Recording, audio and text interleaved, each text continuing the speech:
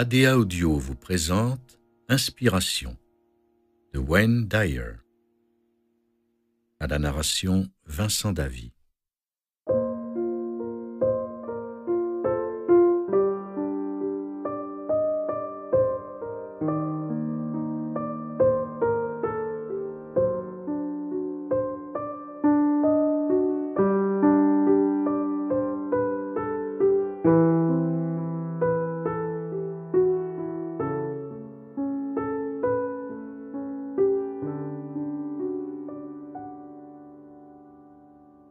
J'aime être inspiré, et je suis persuadé que la pensée de vivre une existence inspirée vous séduit tout autant que moi.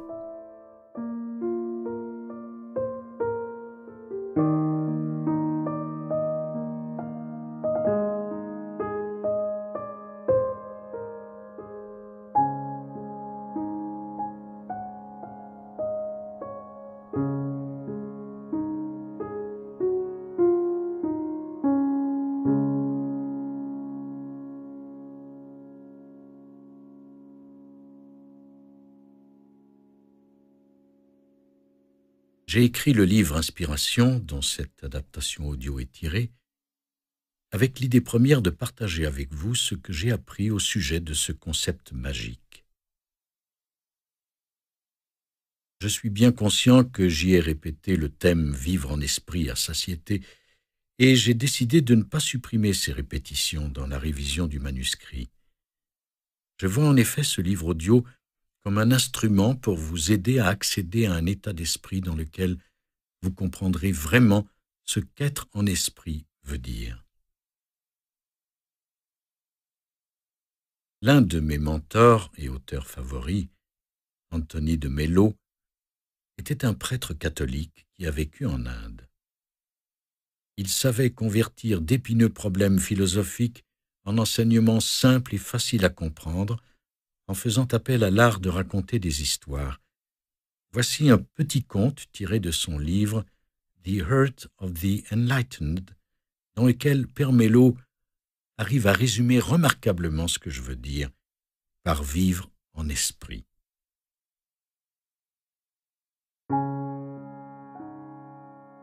Un novice s'agenouilla pour être initié à la discipline. Le gourou lui murmura à l'oreille le mantra sacré et le mit ensuite en garde de ne le dévoiler à personne. « Arrivera-t-il si je le fais » demanda le novice.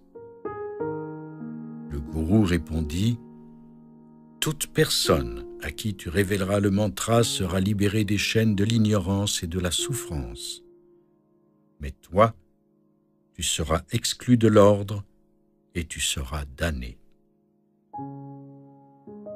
Le novice n'avait pas aussitôt entendu ces mots qu'il se précipita au marché, rassembla une grande foule autour de lui et répéta la formule sacrée afin que tous puissent l'entendre. Les disciples rapportèrent l'incident au gourou et demandèrent que le garçon fût expulsé pour sa désobéissance. Le gourou sourit et dit « Il n'a aucun besoin de mon enseignement. Ses actions démontrent qu'il est déjà lui-même un gourou. » Je suis certain que la signification de cette histoire deviendra de plus en plus claire alors que vous vous immergerez dans ce livre audio. Vous portez en vous un puissant appel pour réintégrer l'esprit. Il est à l'œuvre actuellement dans votre vie, sinon vous ne seriez pas en train d'écouter cet enregistrement. Je vous implore d'y répondre et de connaître la pure félicité qui vous attend en faisant de votre réalité une vie inspirée.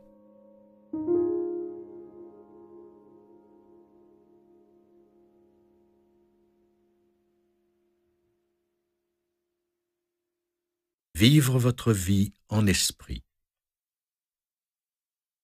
Lorsque vous êtes inspiré, des forces, des facultés et des talents dormants s'éveillent à la vie, et vous découvrez que vous êtes déjà une personne encore plus formidable que celle que vous avez toujours rêvé de devenir. Citation de Patanjali. Dans le titre de ce livre audio, j'ai employé le mot « appel » pour souligner l'importance de l'inspiration dans notre vie. Il y a une voix dans l'univers qui nous enjoint de nous souvenir de notre but, de notre raison d'être ici et maintenant dans ce monde de l'éphémère. Cette voix nous murmure, nous crie, nous chante que cette expérience, celle d'exister dans une forme, dans l'espace et dans le temps, possède une signification. Cette voix appartient à l'inspiration qui est en chacun de nous. L'inspiration communique avec notre attention de manière variée et parfois inattendue. Par exemple, lorsque j'ai commencé à écrire ce livre, j'hésitais entre deux titres. Inspiration, sous-titre La destinée de votre vie, ou Inspiration, l'appel de votre vie. Un jour, en nageant dans la mer, je m'amusais à jongler avec les deux possibilités, les soupesant à tour de rôle. Toujours indécis à la fin de ma baignade, je me suis dirigé vers une cabine téléphonique. Je voulais connaître l'opinion de Reed Tracy, président et PDG de la compagnie Hay House, qui publie mes livres. Alors que j'attendais la communication, le mot « appel » s'illumina sur le minuscule écran de l'appareil. Rien d'autre que ce mot « appel ». Et c'est alors qu'il se mit à clignoter, comme s'il essayait de capter mon attention. Lorsque Reed répondit, je lui racontai ce qui venait de se produire et nous sommes tous deux tombés d'accord sur inspiration, l'appel de votre vie. Cela peut sembler n'être rien de plus qu'une coïncidence loufoque, mais j'ai appris à voir au-delà des apparences. Nous savons qu'il y a quelque chose de profond en nous qui attend d'être révélé. Nous l'appelons parfois notre intuition. Nous sommes habités par un désir ardent d'atteindre notre moi inspiré et un sentiment de plénitude, une sorte de sens échappant aux explications qui attend patiemment que nous nous rendions compte de son existence et que nous le suivions.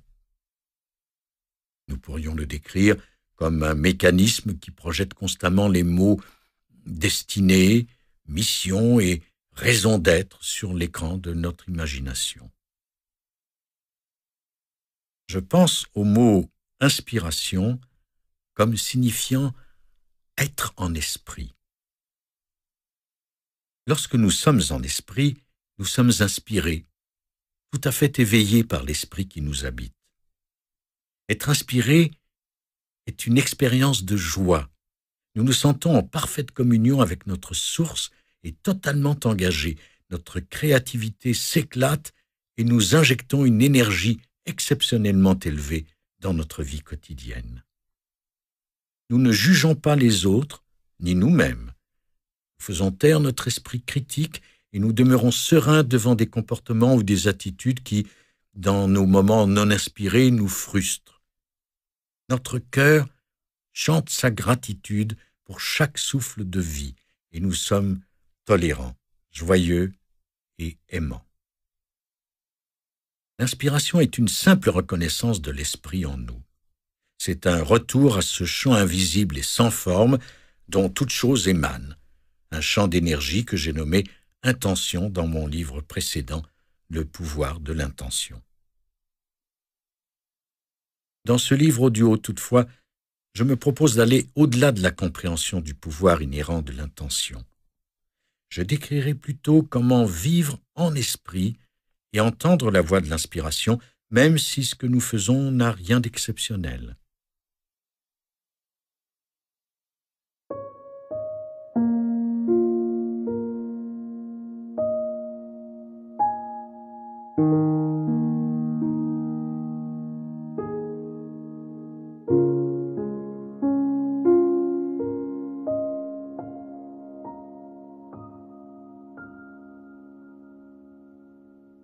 Lorsque je suis en esprit, j'éprouve un sentiment de contentement, mais ce qui est plus important encore, je fais l'expérience de la joie. Je suis capable de recevoir les énergies vibratoires de ma source. Appelez-les voix, messages, suggestions invisibles ou ce qu'il vous plaira. Il s'agit de vibrations d'énergie avec lesquelles j'arrive à être en harmonie lorsque je cesse de leur obstruer le passage. Wolfgang Amadeus Mozart, l'un des plus grands génies de l'histoire, a dit « Mes idées jaillissent avec aisance lorsque je suis tout à fait moi-même, fin seul et de bonne humeur. Quand et comment elles m'arrivent, je l'ignore et je ne peux pas davantage les provoquer. » Nous pouvons comprendre ce que Mozart nous dit, même si nous n'avons pas son génie. La même force s'écoule en vous et moi à l'instant même d'une manière différente. J'ai appris à cesser de m'opposer au libre écoulement de cette énergie spirituelle. Il s'agit de me rappeler que je dois m'aligner sur elle ou être en esprit dans mes pensées et dans mes aspirations. Lorsque je m'installe pour écrire, mon désir est d'inviter l'esprit à se servir de moi pour s'exprimer, et je laisse les idées couler librement. Dans cette situation, tout comme Mozart, je suis en communication avec ma source en esprit, dans la pensée et l'attente d'en devenir l'instrument. Les idées abondent et toute l'aide dont j'ai besoin apparaît à point nommé, et je ne peux ni décrire comment les idées viennent, ni les forcer à venir, mais demeurer en esprit semble être le secret pour éprouver ce sentiment d'être inspiré. Être inspiré implique la volonté de suspendre mon ego pour entrer dans un espace où je veux partager tout ce que je suis et tout ce que j'ai, sans aucune restriction. Lors d'une récente conférence, une femme du nom de Rolina de Silva m'aborda à la pause pour me demander si je voulais bien rendre visite à sa fille adolescente, Alison, à l'hôpital pour enfants malades de Toronto. Alison était hospitalisée depuis plusieurs mois en raison d'une maladie rare, caractérisée par l'effondrement du système lymphatique. Ses intestins avaient été perforés et elle était incapable de digérer les protéines et les gras. Les pronostics des médecins étaient sombres, et c'était peu dire. Alors que j'étais assis en compagnie d'Alison lors de ma 3e visite, je lui pris la main et je remarquai qu'une croûte était en train de se former sur le dessus, résultat d'une blessure mineure provoquée par une injection intraveineuse. Quelque chose me vint alors à l'esprit, et, tout en regardant la jeune fille dans les yeux, je lui rappelai que cette marque était un don qu'on lui faisait. Elle indiquait que l'essence du bien-être, notre source, était à l'œuvre en elle. Je lui dis que tout ce qu'elle avait à faire était d'invoquer le même bien-être dans la région de son abdomen. « Tu es déjà en communication avec l'esprit !» lui ai-je presque crié. « Sinon, ton corps ne produirait pas cette cicatrice pour guérir cette blessure sur ta main. »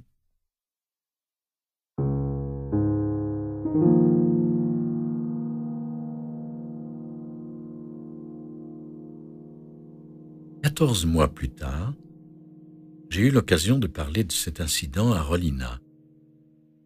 Je lui demandais si elle se souvenait de ce jour à l'hôpital où j'avais pris la main d'Alison et que je m'étais senti inspiré à la vue de la cicatrice. Rolina me répondit que ce jour avait été une renaissance pour sa fille, car quelque chose s'était éveillé en elle. Auparavant, même si son visage ne trahissait aucune expression, il était clair que l'ensemble du traitement lui était insupportable. Lorsque la jeune fille réalisa qu'elle était bien en communication avec l'esprit, attesté par la présence d'une cicatrice se formant sur sa main, son attitude changea complètement.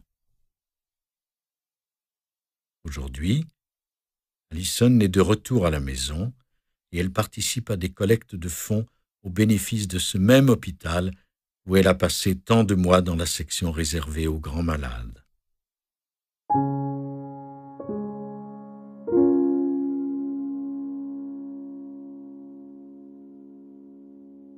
Lorsque nous demandons au bien-être de Dieu de se manifester parce que nous nous rappelons que la communication avec notre source ne s'est jamais rompue, il s'agit là d'un moment d'inspiration. Que la conclusion soit miraculeuse, comme dans le cas d'Alison, ou que notre réintégration physique avec notre source s'accomplisse par la mort de notre corps, nous vivons ce moment en esprit. Il est important de comprendre que chacun de nous représente Dieu ou l'Esprit se révélant sur notre planète.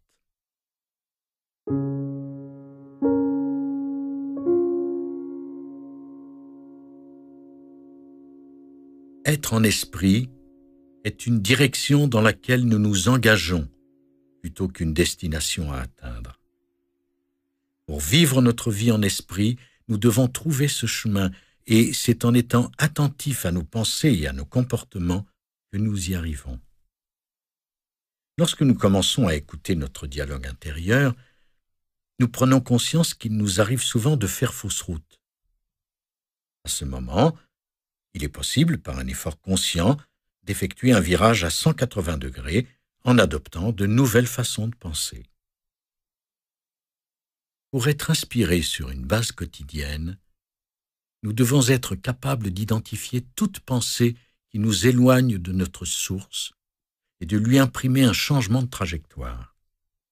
Nous devons offrir de l'amour en présence de la haine, comme saint François d'Assise nous le conseille.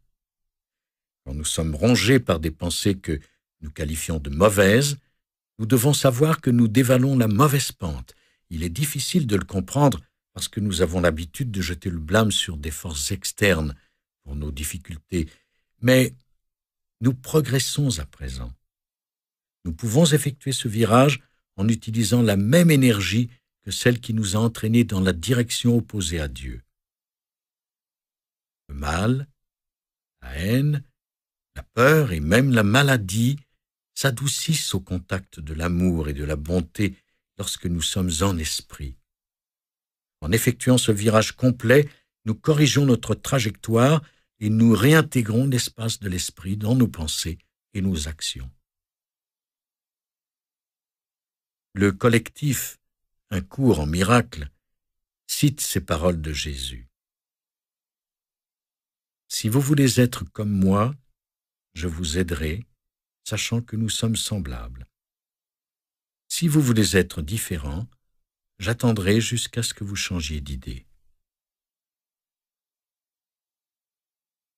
Être inspiré, c'est devenir pareil à votre source.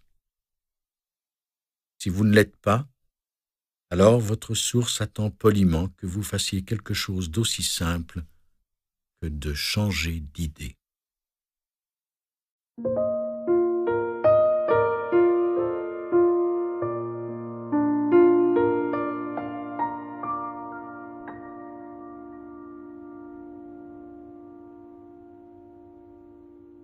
Votre vie avant votre naissance dans un corps. Tous les corps émergent de l'âme et lui reviennent. Le visible émerge de l'invisible, est régi par lui et retourne à lui. Citation de Lao Russell.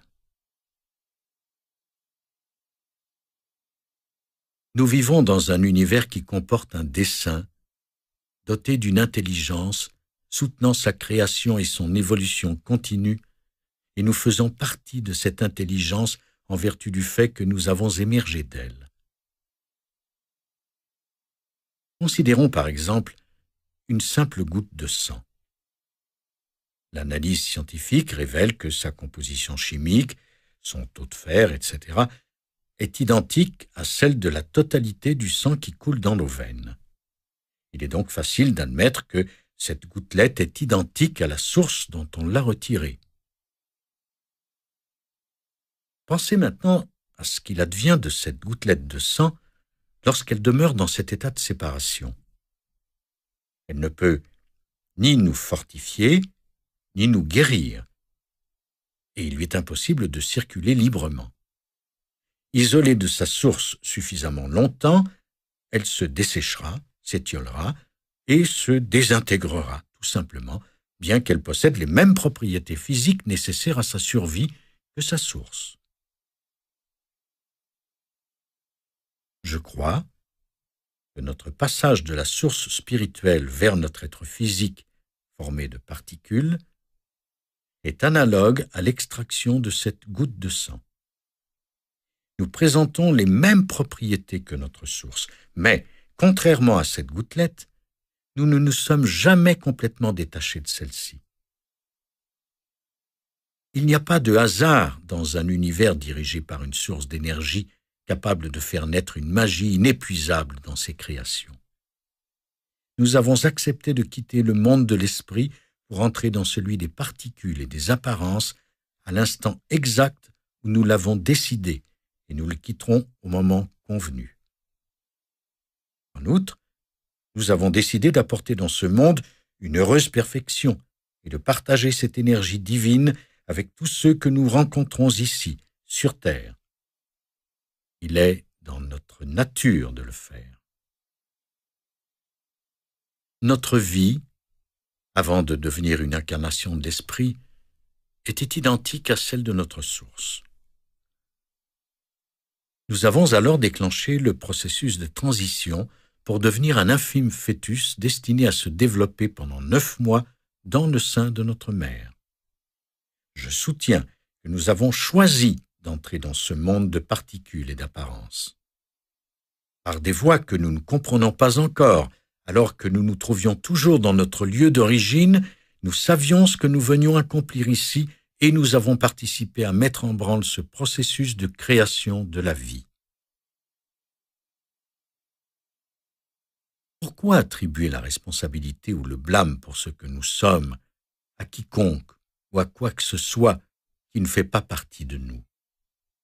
Sur Terre, nous avons hérité de la faculté de la volonté.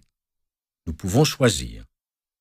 Faisons alors la supposition que nous jouissions du même privilège alors que nous résidions exclusivement dans le royaume spirituel. Nous avons choisi notre enveloppe physique, tout comme nous avons sélectionné les parents qu'il nous fallait pour ce voyage. Il ne reste qu'un tout dernier pas à franchir pour croire que nous avons aussi choisi cette vie de concert avec notre source. La toute première particule de protoplasme humain dont nous sommes issus n'a pas été l'architecte de notre être physique. Elle était plutôt un aspect d'un champ d'énergie invisible et informe, celui de notre être en train de se manifester. Dans cette particule et dans le champ d'énergie dont elle émanait, la forme de nos yeux, de nos membres, de notre bouche, ainsi que toutes nos autres caractéristiques étaient déjà inscrites. Il m'apparaît naturel de supposer intuitivement que, dans ce champ d'énergie, la forme même de notre vie se trouvait déjà révélée. Profondément enfouie en nous se trouve la conscience de notre vie, telle qu'elle évoluera. Nous pouvons, si nous le voulons, entendre cette voix qui désire nous apprendre le sens de notre vie. Pour cela, il faut d'abord décider de nous abandonner à ce plan divin auquel nous avons donné notre accord avant notre conception.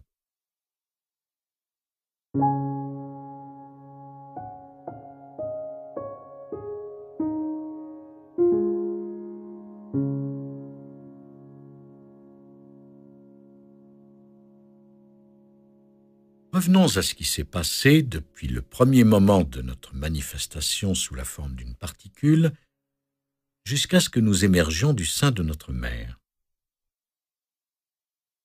Notre embryon est devenu un fœtus dans un espace de confiance et d'harmonie totale. Il n'avait aucune exigence puisqu'il était simplement pris en charge par les forces divines de la nature. Les étapes fondamentales de notre développement se sont déroulées sans notre intervention. Notre cerveau s'est formé sans se soucier de nos idées sur sa conformation idéale. Notre cœur, notre foie, nos reins, nos orteils, Nos doigts, nos sourcils et tous nos autres attributs sont apparus avec un synchronisme qui semble miraculeux de ce côté-ci du ventre. Comment avons-nous pu si bien faire au cours de ces 9 premiers mois, ne comptant que sur la seule coopération de notre mère qui nous permettait de nous développer en elle? Comment se fait-il que tout ce dont nous avions besoin pour entreprendre notre odyssée humaine nous était prodigué si harmonieusement par l'Esprit créateur? La semence dont nous provenions était si minuscule que des millions d'entre elles auraient pu tenir sur une tête d'épingle. Son apparence était identique à celle d'une girafe, d'un palmier ou de tout autre organisme vivant. Alors, comment se fait-il que cela soit finalement devenu vous ou moi? La graine s'est matérialisée en ce que nous avions convenu de devenir sous les auspices de l'intelligence créatrice, et elle s'est épanouie avec l'assistance de cet esprit remarquable qui est responsable de toute vie. Nous voyons qu'il y a une force dans l'univers en laquelle nous pouvons placer toute notre confiance, celle qui nous a amenés jusqu'ici. Elle crée et se manifeste dans un esprit d'amour, de coopération, de beauté et d'épanouissement. Et c'est vers cette œuvre sans faille de l'esprit que nous pouvons nous tourner pour connaître l'inspiration.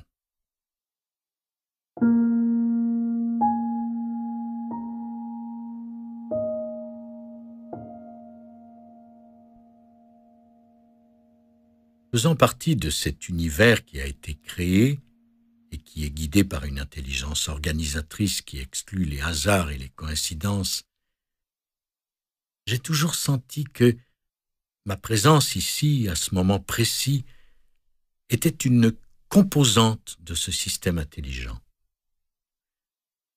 À l'occasion d'une profonde expérience d'hypnose, où je suis remonté aussi loin qu'avant ma naissance, j'ai recréé une conversation entre mon moi spirituel le plus élevé et ma source originelle, avec laquelle je me sens toujours en communion. Il s'agit d'un exercice que nous pouvons tous faire en imagination. Cet échange imaginaire m'a été infiniment utile durant la majeure partie de ma vie adulte.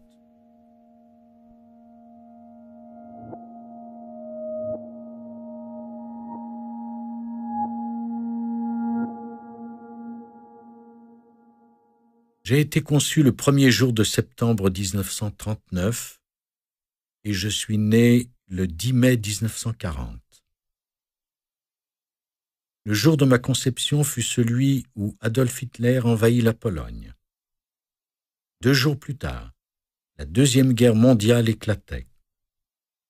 Le jour de ma naissance, les nazis envahirent et occupèrent la Belgique, les Pays-Bas, le Luxembourg, et je pressentais l'avènement de l'Holocauste. Je savais que j'aurais un rôle déterminant à jouer dans le renversement de cette haine qui allait provoquer les massacres horribles de millions d'innocents. Je suis venu ici-bas pour enseigner l'autonomie personnelle et la compassion. Lors d'une incarnation précédente au XIIIe siècle, accompagnant ou personnifiant Francesco Bernardone, qui devait devenir Saint François d'Assise, je sillonnais l'Europe et l'Asie, m'efforçant de mettre un terme aux actes barbares connus sous le nom de croisade. Mon âme infinie était, et continue d'être, tourmentée par l'inhumanité des êtres humains à l'égard de leurs semblables. Elle désire éradiquer la souffrance qui survient lorsque nous nous séparons individuellement et collectivement et que nous avons recours à la violence pour régler nos différends.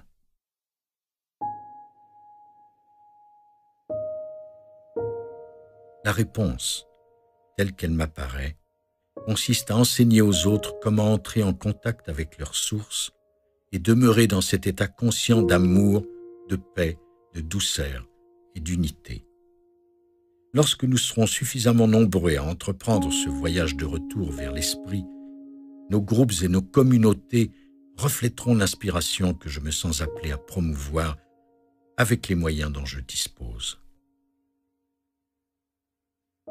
Alors que je m'apprêtais à franchir le passage de l'état exclusivement spirituel vers le monde des particules en 1939, j'ai eu la conversation suivante avec l'intelligence créatrice, que j'appellerai Dieu. Dieu, qu'aimerais-tu accomplir au cours de ce voyage que tu t'apprêtes à entreprendre? Moi, je voudrais enseigner aux gens à cultiver l'autonomie personnelle, la compassion et le pardon. Dieu, es-tu certain que c'est à cette tâche que tu désires te dédier au cours de cette vie? Moi, oui. J'en vois le besoin encore plus clairement aujourd'hui. Dieu. Eh bien, je pense que nous ferions bien de te placer, dès ton plus jeune âge, dans une série de foyers d'accueil où tu séjourneras pendant une décennie ou deux. Cela t'apprendra à ne compter que sur tes propres ressources. Et nous allons t'enlever tes parents, ainsi tu ne seras pas tenté de renoncer à ta mission. Moi, j'accepte tout cela. Mais qui seront-ils? Qui me facilitera l'accomplissement de ce projet de vie? Dieu. Tu peux choisir Melvin Lloyd Dyer comme père. Forçat, alcoolique et voleur, il t'abandonnera dès ta naissance et disparaîtra à jamais de ta vie. Tu t'exerceras d'abord à le haïr, à chercher à te venger, mais tu finiras par lui pardonner longtemps après qu'il aura quitté son corps. Ce geste de pardon sera l'événement le plus important de toute ta vie. Il te placera sur le chemin que tu désires emprunter. Moi et ma mère, Dieu. Porte ton choix sur Hazel Dyer, la femme de Lyle. Sa compassion à l'égard de ses enfants te fournira un bon exemple à suivre. Elle travaillera sans relâche pour arriver à vous réunir, toi et tes frères, au terme d'environ 10 années de souffrance. Moi. Mais ne s'agit-il pas d'un sort cruel pour mon père? Dieu. Pas du tout. Il s'est engagé à jouer ce rôle il y a 25 ans. Il a consacré sa vie entière à enseigner à un de ses enfants la leçon du pardon. Un geste très noble, ne trouves-tu pas? Et ta mère est là pour te montrer comment faire preuve de compassion chaque jour. Alors, mets-toi au travail et matérialise-toi dans le monde physique.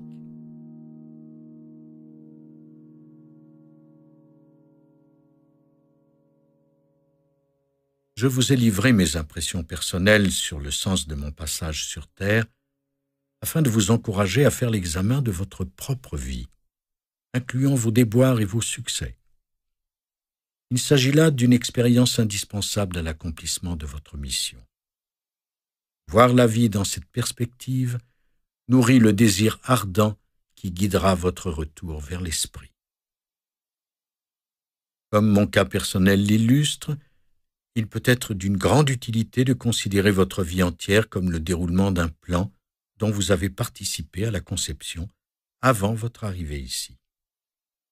Tout ce qui se passe ensuite dans votre existence s'inscrit alors dans la perfection de ce projet de vie.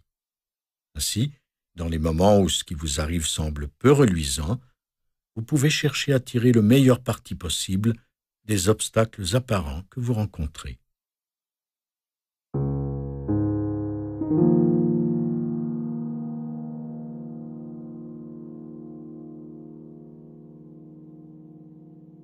Si nous arrivons à nous souvenir que nous sommes responsables de ce que nous attirons, nous pouvons supprimer l'énergie négative dans laquelle nous stagnons.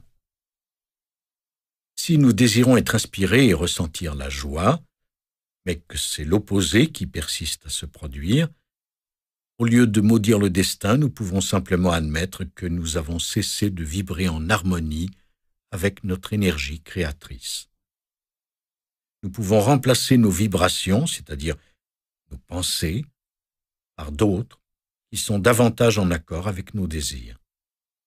De cette manière, nous commençons à faire les petits pas nécessaires qui permettront à notre inspiration de se manifester.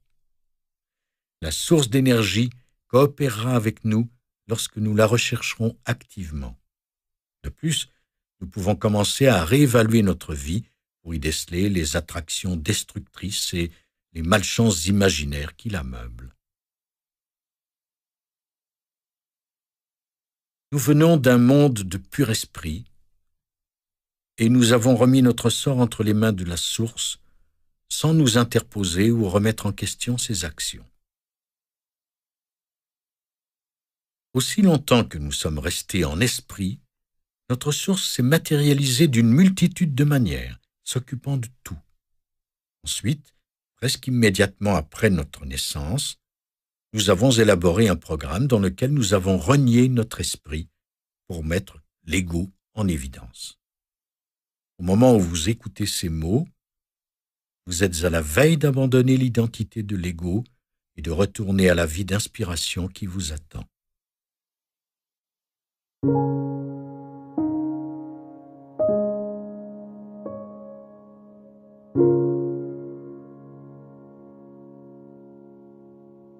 Pourquoi avons-nous abandonné notre source spirituelle derrière nous?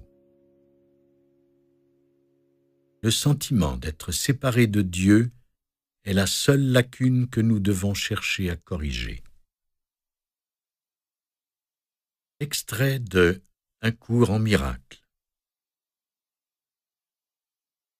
Nous comprenons maintenant que nous sommes nés de l'esprit et qu'il doit donc faire partie de nous. Alors, pourquoi la majorité d'entre nous a-t-elle échangé sa carte d'adhésion spirituelle pour une autre, qui demande de croire en des choses qui n'existaient pas là d'où nous venons, telles que la souffrance, la peur, l'angoisse, les limites et l'inquiétude? La réponse se trouve dans la recherche de la raison pour laquelle nous avons renoncé à notre participation à plein temps au monde de l'esprit. J'emploie l'expression « à plein temps » pour signifier que nous sommes toujours en communion avec l'esprit, même lorsque nous pensons et agissons d'une manière qui n'est pas un reflet de la conscience spirituelle. Nous pouvons revenir à un état permanent d'inspiration qui est la vraie signification de notre vie. L'inspiration peut être cultivée et devenir un état d'enthousiasme qui nous porte à agir tout au long de notre vie, plutôt que de se manifester seulement à l'occasion avant de disparaître mystérieusement, en apparence indifférente à nos désirs.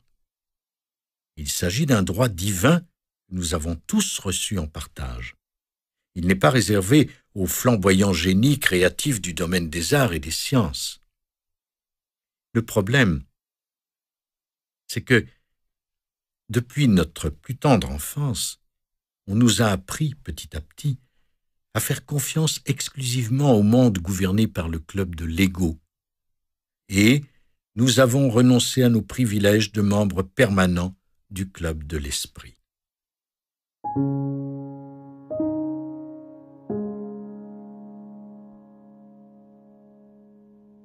Lorsque nous sommes arrivés dans ce monde physique, nous avons été pris en charge par des gens bien intentionnés, mais qui avaient eux-mêmes été victimes de l'illusion que Patanjali appelle le faux soi.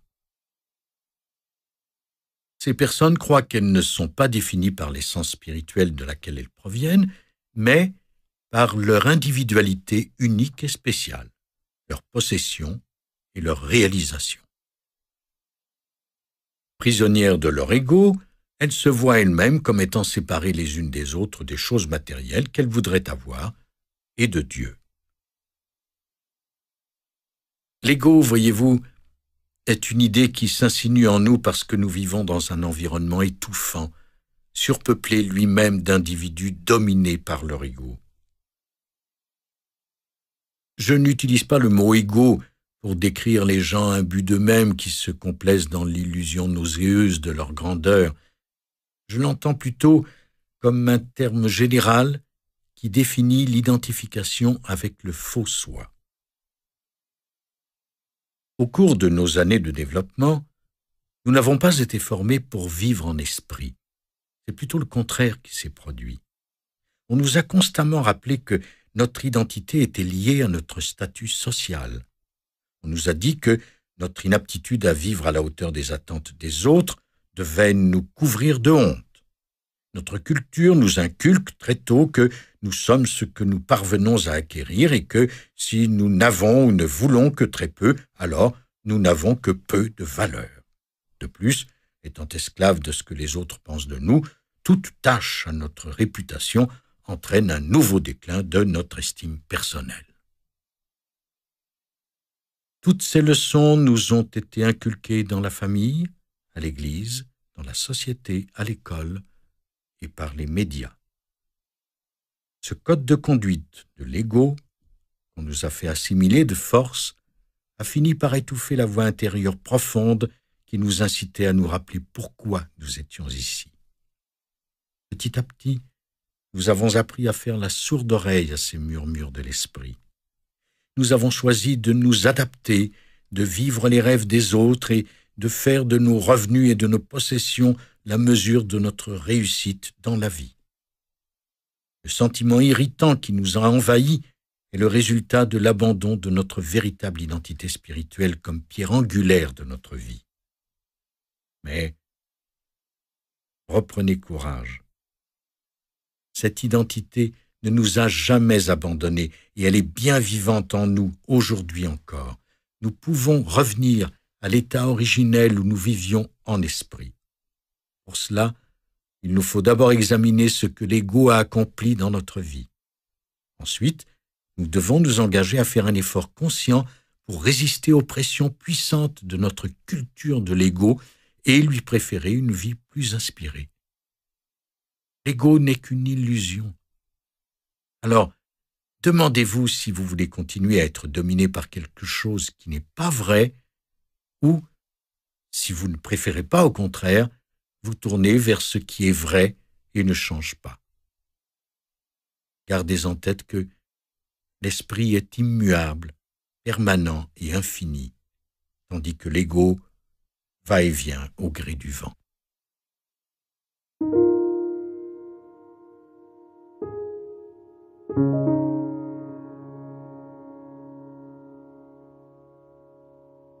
Pour poursuivre, j'ai adapté la liste qui vient d'un livre fascinant intitulé « Et l'univers disparaîtra » de Gary Renard. Celui-ci relate une conversation entre Gary et deux visiteurs spirituels qui lui enseignent le sens profond de l'ouvrage collectif Un cours en miracle. Que vous acceptiez ou non ces prémices est votre choix, mais je crois que ces enseignements sont profonds et qu'ils méritent qu'on y réfléchisse sérieusement. Votre ego dit « Vous êtes un corps ». Le Saint-Esprit dit « Vous n'êtes même pas un individu. Vous êtes tout comme moi, la source de votre être. » Notre ego insiste sur le caractère temporaire de la vie, ce qui est à l'opposé de ce que nous enseigne Lao Tzu, maître spirituel et mystique du VIe siècle avant notre ère. L'être est ce qui ne change jamais, dit-il.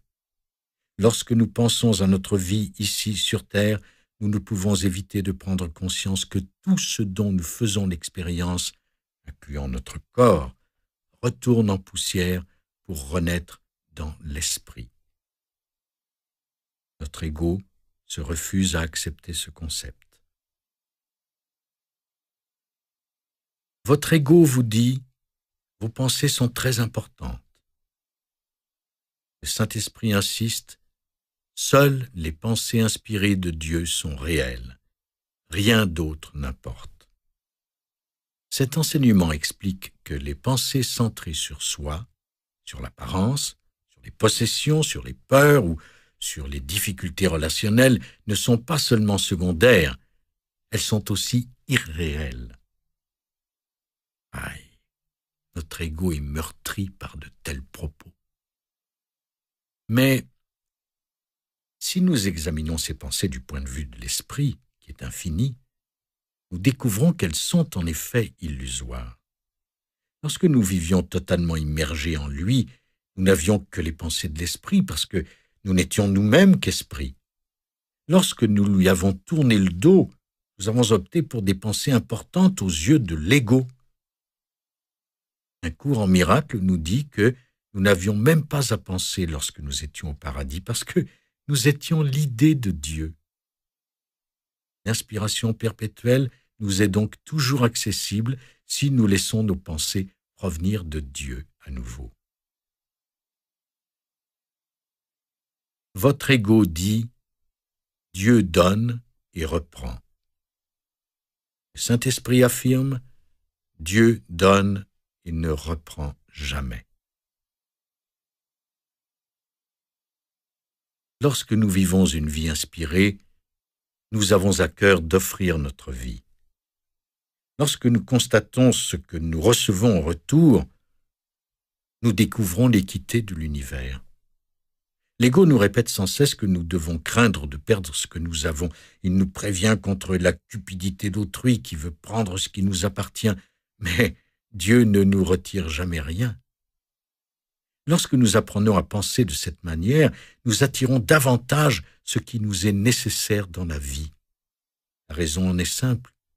Nous devenons le reflet de nos pensées. Si nous pensons à donner, comme Dieu le fait, l'univers pourvoira à nos besoins. Si nous pensons à ce que nous pouvons perdre, alors c'est exactement ce que nous attirerons. Votre ego dit « il y a le bien et le mal ». Le Saint-Esprit soutient que « il n'y a rien à juger parce que tout n'est qu'illusion en premier lieu ».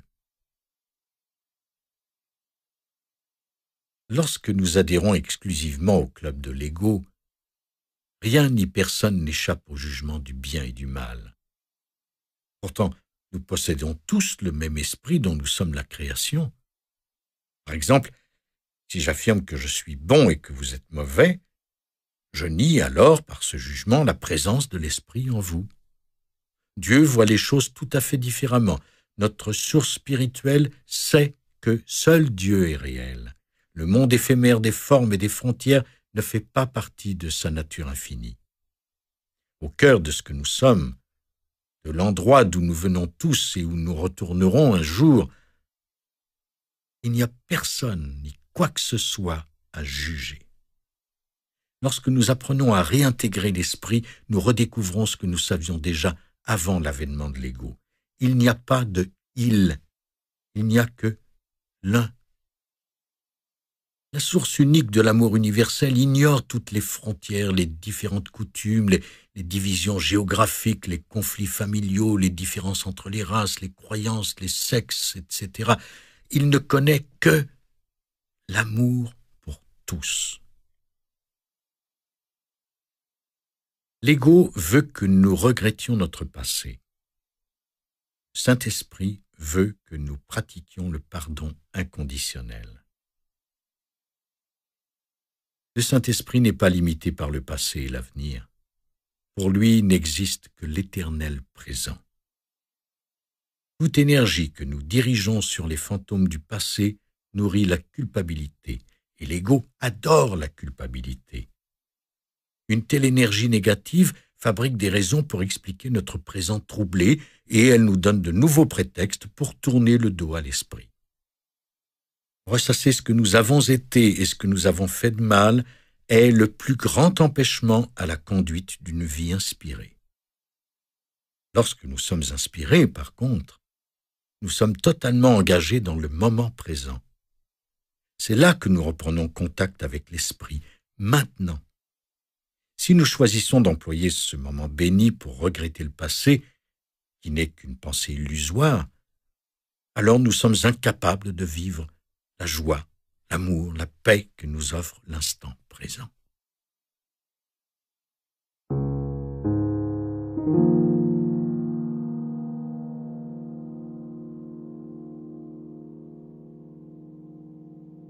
J'ai compris que la voix de l'ego nous avait convaincus de notre impuissance à prendre notre destinée en main. Il fut un temps où j'avais une attitude beaucoup plus conciliante envers l'ego, puisqu'il joue un rôle si prépondérant dans la vie de tant de personnes. Aujourd'hui, toutefois, je le vois comme un adversaire à mettre hors d'état de nuire. Je n'accepte tout simplement plus que nous devrions apprendre à l'aimer et à l'accepter, simplement parce qu'il est déjà présent dans nos vies. Pas plus que je ne crois qu'il nous soit d'une quelconque utilité, sachant que nous avons été créés à l'image du Créateur et que nous possédons la même essence et le même pouvoir en puissance. Il faut que l'ego plie bagage et se retire de nos vies. Il doit donc être supprimé et banni à jamais de notre conscience. Prendre conscience que l'ego trahit notre grandeur est ce qui m'a finalement permis de me libérer de son emprise. Je m'efforce constamment de me rappeler que l'ego n'est pas réel, malgré ses protestations et ses tentatives d'étouffer les élans de mon aspiration. Mon moi le plus élevé répond « N'oublie pas, Wayne, que ce qui essaie de t'entraîner vers le bas n'est pas réel. » Mon rôle de parent m'aide aussi à garder le cap. Je suis père de 8 enfants et je peux me souvenir de milliers de situations où j'ai été aspiré dans le trou noir de la confusion et de l'incertitude à leur sujet. Il y avait de la colère et des amours-propres blessés, des nuits sans sommeil et bien sûr tellement de bonheur, de joie et de satisfaction aussi. Quand je jette un regard rétrospectif sur ces années de conflit entre parents et enfants, je comprends aujourd'hui, à cet instant même, que rien de tout cela n'existe. Que ce n'est pas réel parce que cela se produit dans le monde changeant du temps et de l'espace. De la même manière, je comprends que tout conflit ou lutte qui survient, ainsi que les expériences que j'appelle positives ou joyeuses, ne sont pas réelles du point de vue de l'inspiration. Alors, si tout ce que nous sommes appelés à vivre tombe immédiatement dans l'illusion, pourquoi ne pas demeurer continuellement en communion avec l'esprit? Aujourd'hui, bien qu'il m'arrive encore à l'occasion de retomber dans l'ornière, je suis capable de dire que tout différent avec mes enfants, ou avec quiconque en fait, n'est pas vraiment entre eux et moi. Cela se passe entre Dieu et moi. Je cherche des moyens d'être comme Dieu et de rester aimant, attentionné, enclin à pardonner et en paix avec moi-même, renonçant à mon besoin d'avoir raison, sachant que tout cela n'existera plus dans les instants qui suivent. Et cela est vrai pour tout ce qui survient dans ce monde de l'illusion.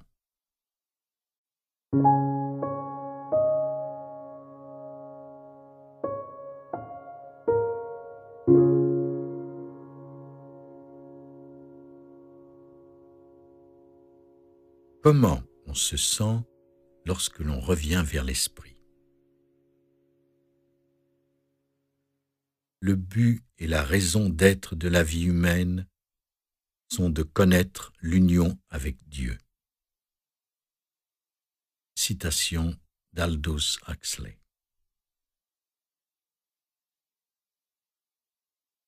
Voici ce qui devrait maintenant être clair. Nous sommes issus d'un champ d'énergie sans limite.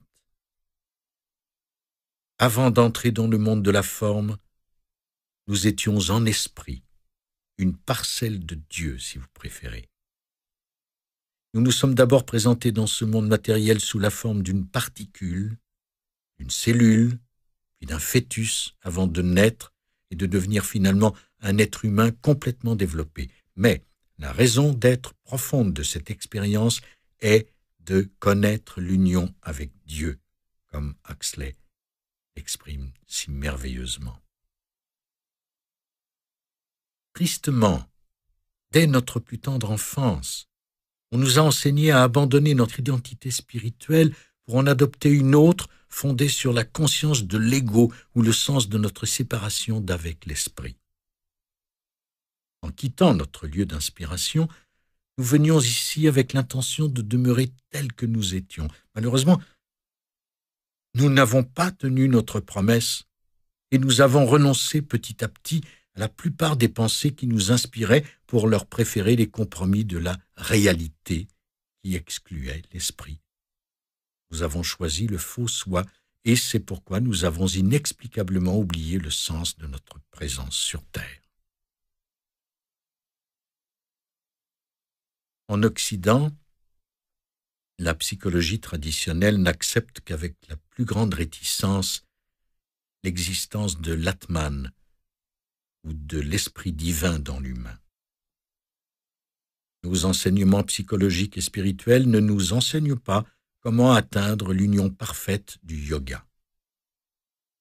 Pour ce genre d'enseignement, nous devons nous tourner vers un maître ou une religion organisée.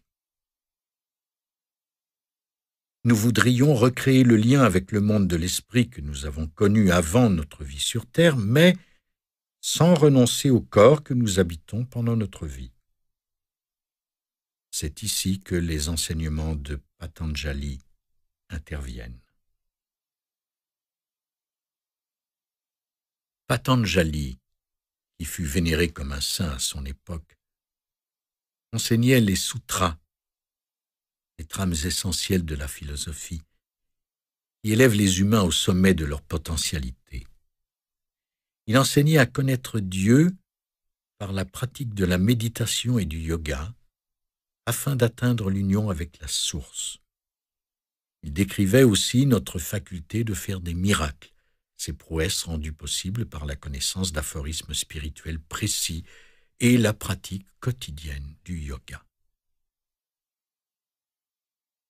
Voici ce que ce grand initié nous a offert et qui est, à mon sens, l'observation la plus profonde qui ait jamais été faite sur le rôle de notre appel spirituel.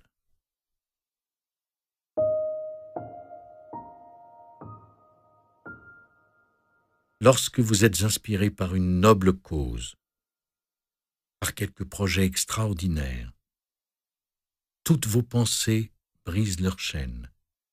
Votre esprit transcende toute limitation, votre conscience s'épanouit dans toutes les directions. Vous êtes plongé dans un monde nouveau, riche et magnifique. Des forces, des facultés et des talents dormants s'éveillent à la vie et vous découvrez que vous êtes déjà une personne bien plus formidable que celle que vous avez toujours rêvé de devenir.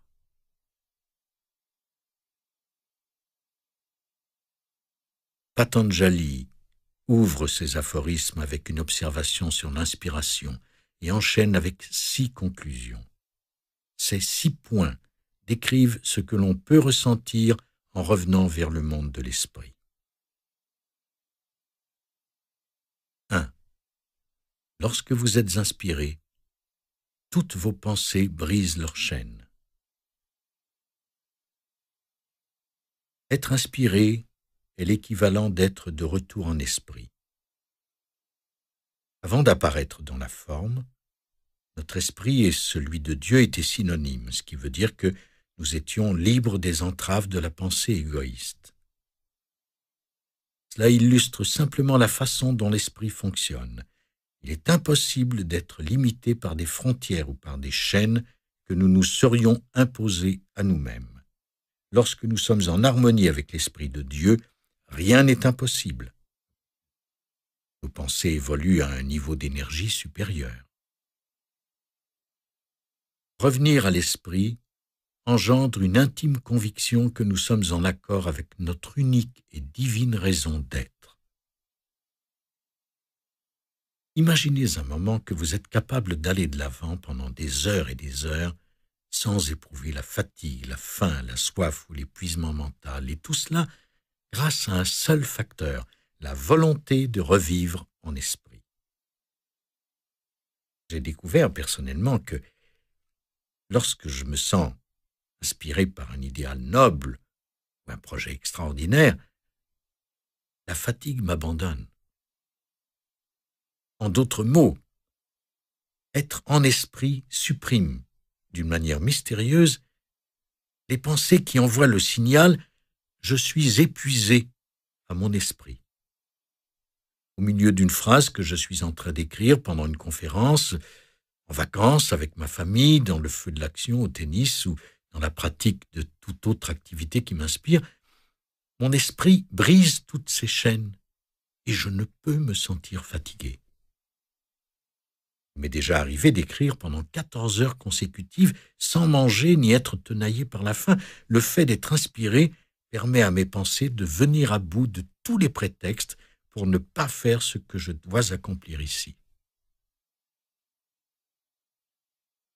Cette observation de Patanjali, formulée il y a 2300 ans, est stupéfiante. Pourquoi ne pas nous exercer à réintégrer l'esprit et laisser nos pensées être en accord avec l'esprit originel? Vos pensées agiront sur votre corps et votre environnement, métamorphosant les obstacles en tremplins qui vous propulseront vers l'accomplissement de vos désirs.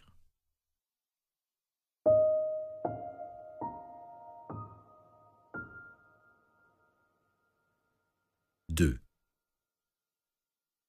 Lorsque vous êtes inspiré, votre esprit transcende toute limitation. Lorsque nous sommes inspirés, nous nous souvenons que Dieu est toujours présent en nous, que nous sommes toujours en lui et qu'il est impossible d'avoir des pensées limitées. Nous sommes transcendants. Nous avons dépassé le monde des frontières pour entrer dans un espace de savoir créateur. En d'autres mots, nous nous abandonnons. Nous nous plaçons entre les mains et la bienveillance de notre force inspirée. Je peux personnellement témoigner de ce processus d'abandon. Pendant toute ma vie, j'ai été animé par une foi inébranlable dans ma faculté d'attirer l'argent et la prospérité. Même quand j'étais un jeune garçon en foyer d'accueil, j'ai toujours senti que j'avais droit à la richesse. Je savais simplement qu'il existait une prospérité inépuisable et qu'elle était totalement neutre, une énergie prête à se rendre là où on la dirigerait. Je ne sais pourquoi je l'ai toujours su, mais j'en suis encore plus conscient aujourd'hui. Et lors d'une entrevue télévisée, l'animatrice m'a demandé si j'éprouvais parfois un sentiment de culpabilité par le fait que je gagnais autant d'argent grâce à mes écrits et à mes enregistrements. Je lui ai répondu, à sa grande stupéfaction, « Peut-être devrais-je me sentir coupable, mais je n'en suis pas responsable. » Lorsqu'elle me demanda ce que je voulais dire, je lui ai expliqué que l'argent a constamment afflué vers moi parce que j'ai toujours senti en mon fort intérieur que j'étais l'argent. J'attire la prospérité parce que je crois que je le mérite. En fait, je sens qu'il s'agit d'une définition de moi-même. L'argent est toujours venu vers moi et par conséquent, je le dirige là où je perçois qu'il est bienvenu. Il s'agit simplement d'un système d'énergie que mon esprit a créé. Il coule vers moi parce que c'est ce que je suis. Je n'ai jamais douté que je provenais d'un champ d'énergie d'une abondance pure et illimitée. En raison de cette foi inébranlable, j'ai toujours agi en accord avec cette conscience de la prospérité. Je n'ai jamais connu un seul moment de chômage, autant en période de croissance économique qu'en temps de récession.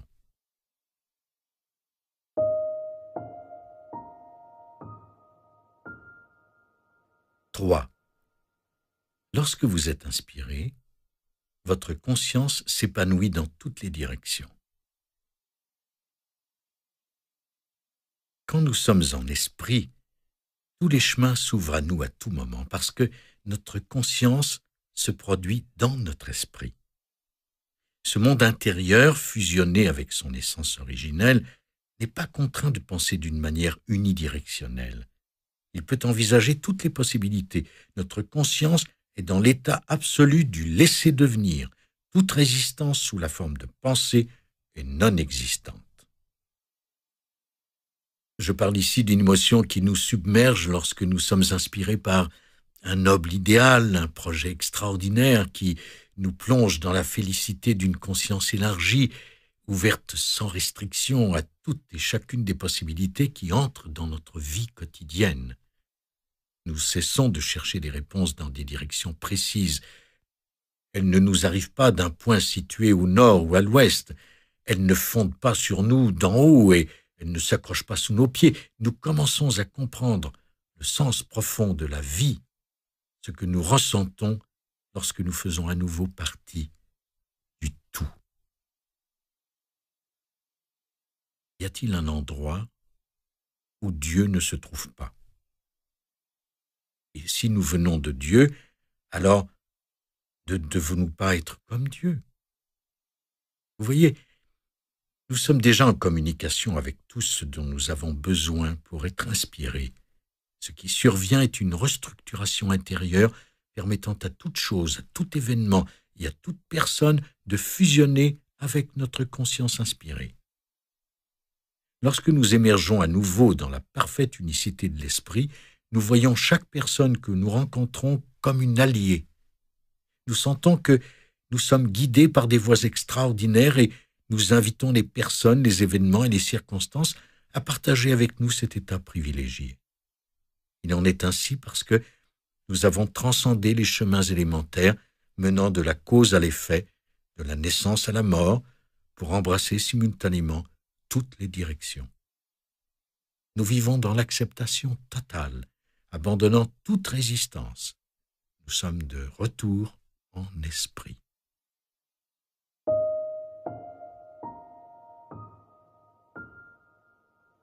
« 4.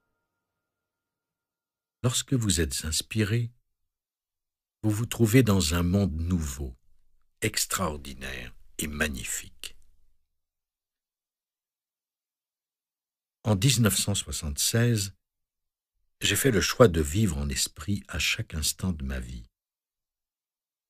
J'ai décidé de démissionner de mon poste de professeur à l'université pour écrire et enseigner sur une plus grande échelle. Je savais intérieurement que j'écoutais enfin, avec sincérité, la voix intérieure qui avait choisi ma destinée avant ma conception. Je m'étais incarné pour enseigner l'autonomie personnelle et pour aider les gens de notre planète à s'unir pour vivre le paradis sur Terre.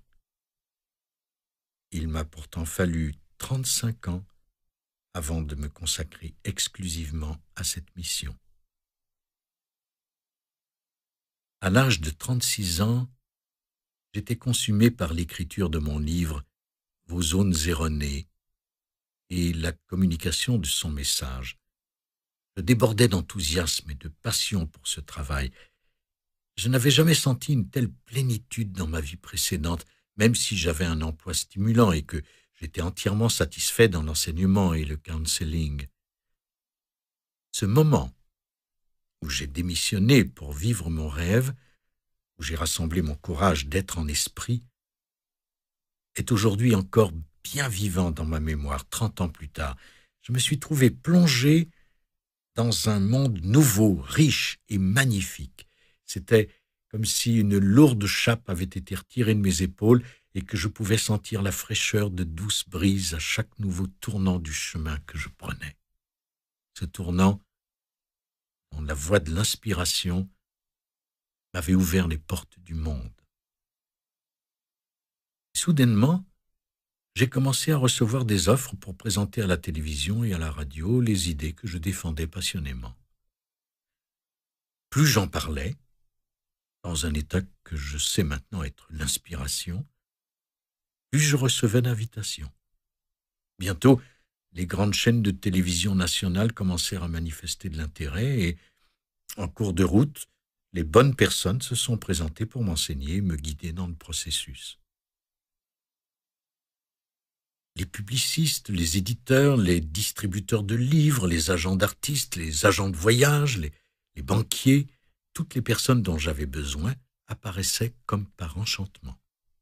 Tout ce que j'avais à faire était d'être fidèle à l'inspiration et profiter de ma félicité. Cela ne veut pas dire que je n'ai jamais rencontré d'obstacles et que je ne continue pas d'en connaître aujourd'hui. Il y a des moments où je me demande encore comment j'ai fait pour surmonter toutes ces difficultés. À l'âge de 65 ans, je pensais bien que plus rien ne pouvait me briser le cœur, mais pourtant, d'autres épreuves m'attendaient. Une crise cardiaque qui devait me laisser amoindri, une tragédie personnelle dans ma vie privée et un grave problème de dépendance chez un membre de ma famille se sont présentés tour à tour. En dépit de toutes ces épreuves, j'ai trouvé ces expériences enrichissantes en raison de la compassion, du pardon et de la gentillesse que j'ai dû cultiver. Ces situations dites négatives ont eu un effet bénéfique sur mon écriture et mes conférences, et elles m'ont permis de rejoindre un public beaucoup plus vaste par le truchement de la télévision publique, où je présente un message positif et inspiré.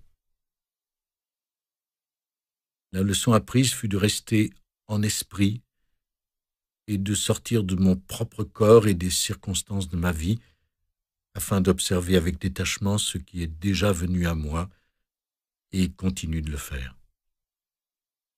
Il ne s'agit pas de moi. Il est plutôt question de rester en esprit, sachant que tout ce qui arrive est une bénédiction divine, incluant les épreuves.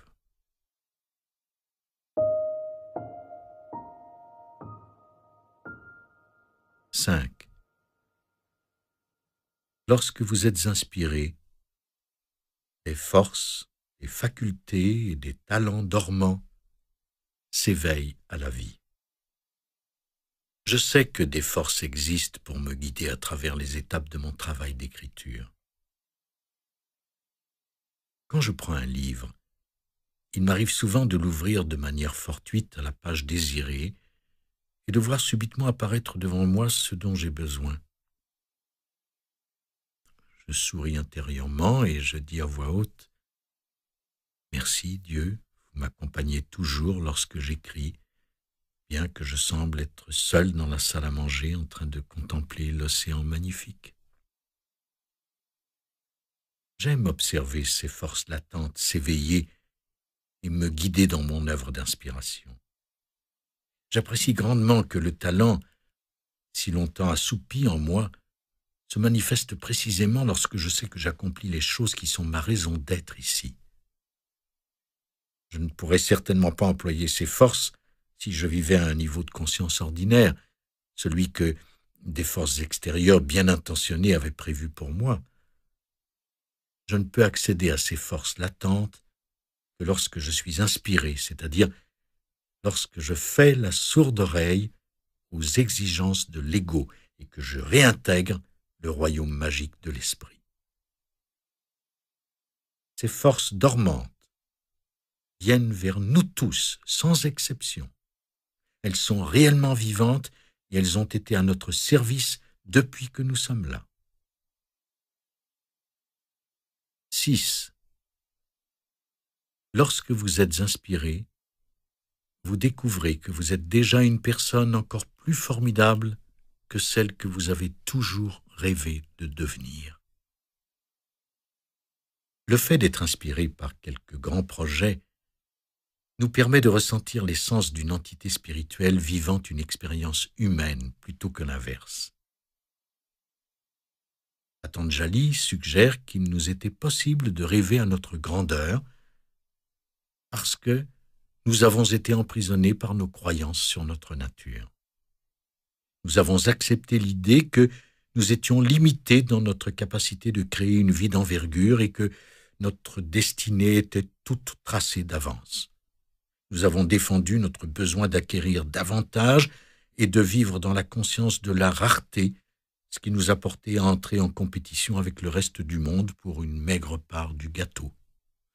Toutes ces pensées débilitantes provenaient du fait que nous n'étions pas guidés par l'esprit. Entrer dans un état d'inspiration provoque la disparition de ces pensées. Comme Patanjali le fait observer, nous découvrirons une personne que nous ne pouvions imaginer parce que nous étions enfermés dans la prison de l'ego, retenus par ce que nous reconnaissons maintenant, de notre point de vue aspiré, être une illusion. Alors que nous avançons pour répondre à l'appel de notre vie, nous ne vivons plus exclusivement dans le monde des hommes. Nous savons donc que la grandeur nous attend tous. Nous devons nous éveiller du mauvais rêve qui nous a paralysés dans le brouillard de l'ego et vivre dans la perspective bénie offerte par l'Esprit. Rappelez-vous ces paroles de Michel-Ange. Le plus grand danger qui nous guette n'est pas de viser un but trop élevé et de le rater, mais plutôt de choisir une cible trop modeste et l'atteindre.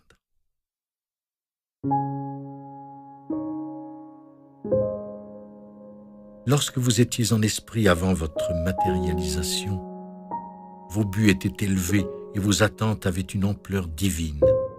Faites revivre en vous cette vision et commencez à vivre une vie inspirée.